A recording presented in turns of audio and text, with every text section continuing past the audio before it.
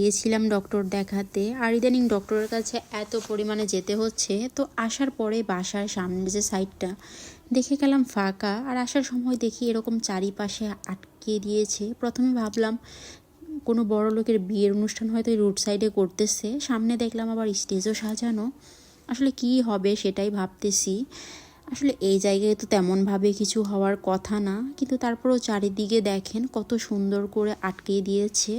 এইখানে আবার কেবল শুরু করেছিল স্টেজের মতো বানানো, হয়তো রাতের মধ্যে পুরোটা কমপ্লিট করে ফেলবে। কি হবে সেটাই বুঝতেছি না, তাও আবার এরকম রাস্তা আটকিয়ে।